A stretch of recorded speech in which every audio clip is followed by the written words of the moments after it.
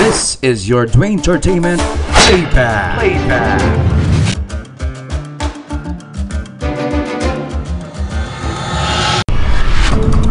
So about 200 meters to go bago po sila kumanan dito sa Pico Lamtang Road. Ito na. Alright, papalapit na po sila dito sa final 5.4 kilometers towards dito sa may Pico Lamtang Road, an alternate route patungo sa La Trinidad, Benguet. At kitang-kita po naman po ngayon ay approaching the intersection at nakita po natin si Mr. Lito Malangza, the head motocom dito. At ito, bigla ang akyat po dito.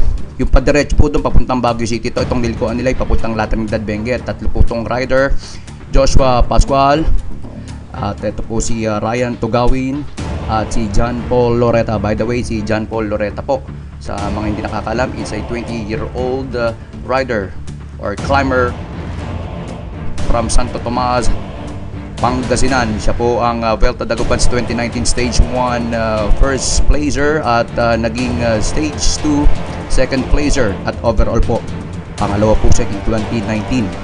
So yan yung last staging ng Vuelta Dagupan, ano?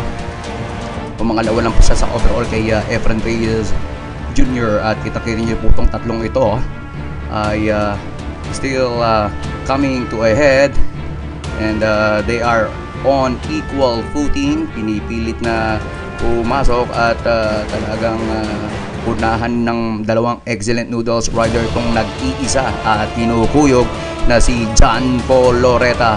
Paakyat dito sa bungad pa lang, bungad pa lang nito talaga ay 14% na. Kanina nakita nyo at kitang-kita mo naman na si John Paul Loretta right now in a tight spot. Medyo nakakaramdam na on his last legs. Ayan, bumitaw na po si John Paul Loretta. At ito pong si Ryan Tugawin ay pilit na tinutugis ngayon itong kanyang teammate na si excellent noodles climber and youngster na si Joshua Pascual. Okay, Ryan Tugawin continues to blast the off the beaten path dito patungo sa La Trinidad, Benguet. Ang La Trinidad, Benguet is comprised of about 16 barangays ito, no? 16 barangays dito. Ito na nga to, isa na nga tong Pico Road, ano? At Lamtang is just a sitio. At kitang-kita nyo naman itong si Ryan Tugawin, who is the excellent noodles team captain, ay bridging the gap between him and Joshua Pascual. So binabati po natin muna, by the way, ang V Pharma, Grand Sing Imperial Hotel, Tuzik Bike Parts Accessories, available on Shopee, Lazada, Fitpad Fitness, NYK Cycling, Jazzis Sports, and SR Paradise Hotel Resort in Bawang, La Union. Ang nakikita niyo po sa harapan na pilit na tumitingin-tingin pa, lingap-lingap si Joshua Pascual, and a tough climb awaits these riders on the horizon. Kitang-kita niyo na po. Talagang dyan pa lang po ay talagang mararamdaman nyo na. At even yung mga sasakyan, mga motorista, ramdam dito ang tarik. A challenging task for Joshua Pascual and some riders scaling this particular section of Pico Lamtang Road. So by the way, itong si Joshua Pascual ay hindi pa ho na-recon ito, no?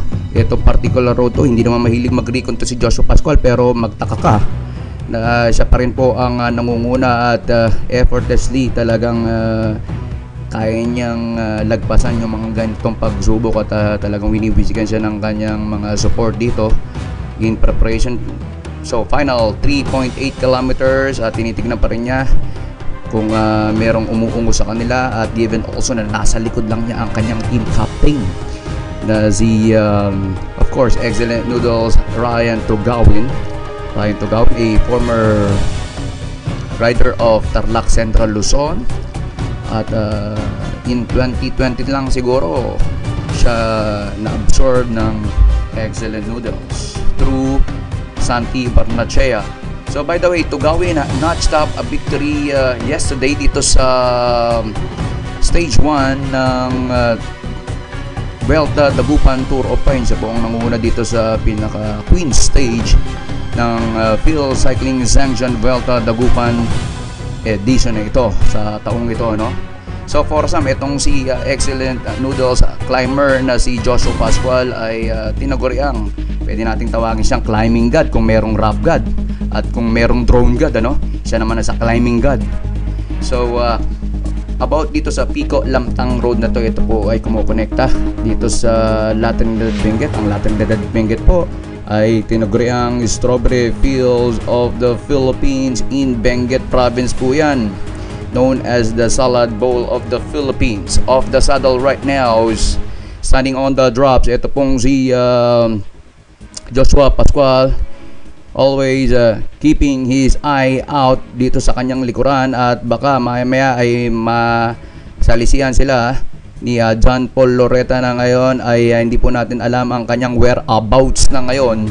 So batiin ulit natin once and for all ang ating partners, V Pharma, Grand Sing Imperial Hotel, Tuzik, na available ngayon sa Shopee, Lazada, FitPad Fitness Center, NYK Cycling, Jesse Sports.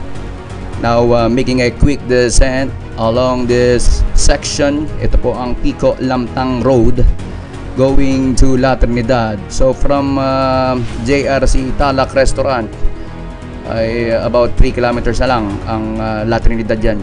So final 2.2 kilometers ang bilis po ng andar natin, at ang andar nila talaga pong humahataw, at beyond reach na sila ngayon, no? Hindi na natin matagpuan kung nasa na sila.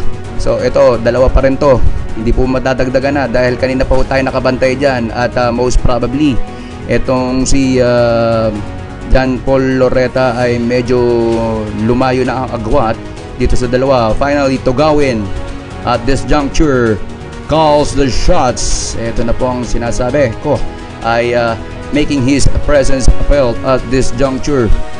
At titignan po natin kung ibibigay ito ni Ryan Tugawin kay Joshua Pascual, o si Joshua Pascual po ang magbibigay or magbibigay daan para for another lap win of the 33-year-old Excellent Noodles team skipper na si Ryan Tugawin. Medyo packet po kanilang tinatahak ngayon, at ramdam na po natin a cold flash is felt at this very moment along this particular stretch. Ito po ang Pico Lamtang Road dito sa La Trinidad Benguet. Nasa La Trinidad Benguet na po sila. At of course, galing na po sila kanina. Pumunta sila dito via Nagilian Road, also known as Marcos Highway or Quirino Highway, no? At of course, itong si Joshua Pascual kahapon ay naging pang-apat, no? After ni Boots Ryan Cayubin na pangatlo, pumangalawa po si V Pharma climber na si Rodney Fernando. At ito pong nanguna, Ryan Tugawin. By the way, itong si John Paul Loretta na kanina nakasunod ay kanina ay siya po ang tinaguri ang stage 1 winner, no?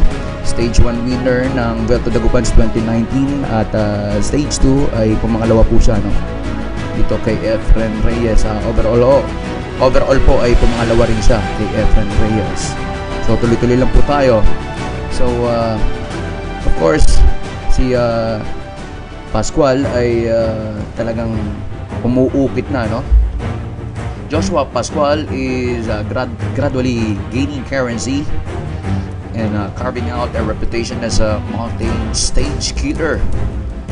Ngayon lang po natin kumbaga nasubaybayan tong si si Joshua Pascual. Talagang medyo nakakatakutan na to ng iba pagdating sa, kasi walang kumbaga effortless ang kanyang pagpipidal, at given also na nanguna siya dito sa mga crucial KOM challenge, like Suyo at Tour of La Union, not to mention itong is making history at this juncture, final 1.6 kilometers, at ramdam na po natin ang malamig na kapaligiran dito, at hindi na po tayo titigil sa kakasalita, sapagkat pag natigil tayo sa kakasalita, magyayelo po ang ating bunganga. Final 1.1 or 1.5 kilometers. Ito na po ang sinasabi ko, nalalapit na, pero wala pa hong paramdam si John Paul Loretta sa likod. 20 years old po yan, si John Paul Loretta, born on February 15, 2003 dito sa may Santo Tomas, Pangasinan. Kababayan po yan ni Dominic Perez of Gopher Golden. At tuloy-tuloy lang po tayo. Sila po ang magka-teammate Ryan Tugawin and Joshua Pascual with 12 years age difference. 12 taon po ang pagitan niyang dalawang yan. Marahil 12 years old na si Ryan Tugawin, pumipidal na nung pinanganak etong si Joshua Pascual. Sa palagay ko po ay hindi na mauungusan tong dalawa given the of course the imposing lead and parating na nalalapit na talaga, no? At medyo tumatarik sa may bandang part nito. So nakita natin ang mga townspeople of La Trinidad on horseback riding ngayon, at siguro pagkatapos nito ay baka pwede na silang mga bayo naman, ano?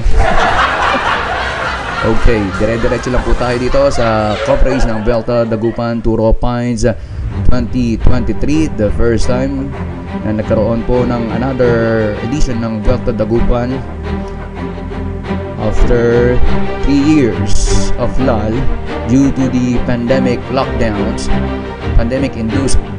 lockdowns. Roughly 1 kilometer to the finish. Medyo may mga bahay-bahay na dito, and as we can see, no, the route has just leveled off and has reached a plateau dito sa may pagkakataong ito. Still, si Ryan Tugawin hindi na binitawan ng harapan, at habang sinusubaybay na lang ngayon itong si Joshua Pascual dito sa kanyang likuran, ano. So the two excellent noodles high profile riders are pulling all their resources at this juncture to be at the top of the race. And for Loretta, parang hindi po siya makahabol. Ano tong si yung nag-iisa kanina, nag-iisang threat sa kanila, no? Itong si John Paul Loretta, batang-bata pa rin yan. Mas matanda nga lang ng 1 taon itong si Joshua Pascual. Dire-diretso na, ito na po yung kanto papunta sa Baguio City rin yun, yung pagdiretsong yun, no? So final 600 meters. So naamoy na po nila ang kanilang tagumpay. Both of them are right now are jubilant na, no? So medyo kampante na, pero lumilingap-lingap pa rin itong si si Joshua Pascual sa likod. Ganyan po ka-alerto si Joshua Pascual even during our coverage dito sa Tour of Loan yun, ano? Hindi siya nagiging complacent, at talagang alerto pa rin siya, kasi you can never tell.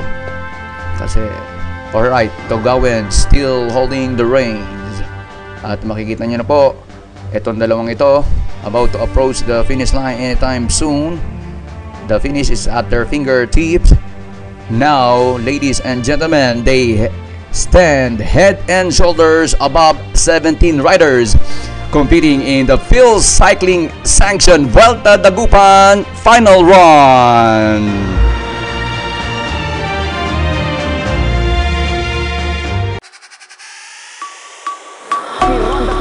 Honda Pilipinas 2020 Bunganga o po si